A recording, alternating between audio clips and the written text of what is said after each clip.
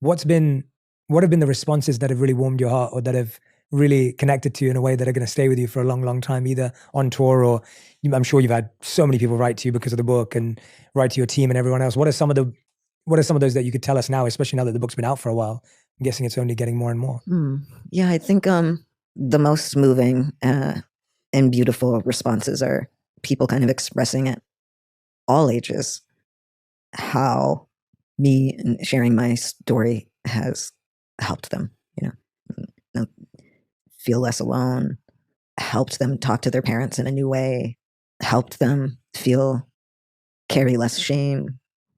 I had a letter from someone who they might have been, 50, and they'd read the book and then finally had decided, yes, I'm going on testosterone, and just saying how much that decision had changed their life. And I fully was crying when I read this. I was just so thankful that they'd want to, share that with me. And also to know that anything you could have done or expressed would help someone feel less alone, because I know how alone you can feel. I know how overwhelmed and burdened you can feel by this self-hate and discomfort that just is constantly running through your body. And what it means when you do get those moments of clarity and feel connection. As I've said, I've had that with books I've read or, friendships and what communities offered me. So those are beautiful moments. And then even, a friend of mine who's transmasc, and their mom read the book in a couple days, and they said, I'm now having conversations with my mom that I didn't think were possible before. It's at the end of the day, that's the point. That's really the point. It's why else am I spilling my guts in this thing? Sometimes I'd be leading up to it coming out, I'm oh my God, why'd you write about that? And then when you have those moments that it could be helping someone, it's just to me, that's the point. Yeah. Did you encounter anyone that initially may have been, in their own way, initially critical or judgmental, and then was able to kind of even just sit with you and hear from you, and was able to comprehend and understand just even a glimpse into the journey? Did you come across any of that or hear about any of those types of stories from anyone? I suppose people, I don't know if, the individual went on some huge arc or a change of thought, but that it enabled them to think about and understand the experience a bit more. And actually, in so many ways that I think so special is how much they also related to it, despite having a very different experience, not being trans. And how did they relate to it? They related it being, cis and gay. And so obviously there's going to be overlap there, but maybe they did have their certain feelings about trans people or thoughts, and the book really did help, their mind change to a degree.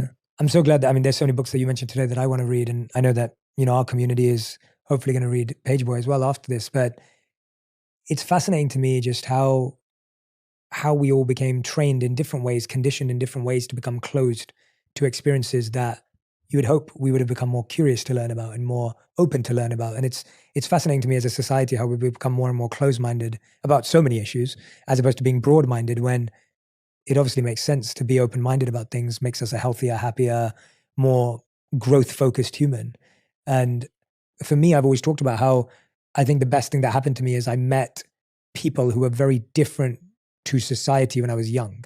And when I say different, for me it was meeting spiritual monks. That was my personal journey. And so meeting a monk at 18 years old was so random to my life's journey that it was great, because it presented a whole new way of thinking and ideology that I would never have ever thought could even be possible. And it became such a big part of my life.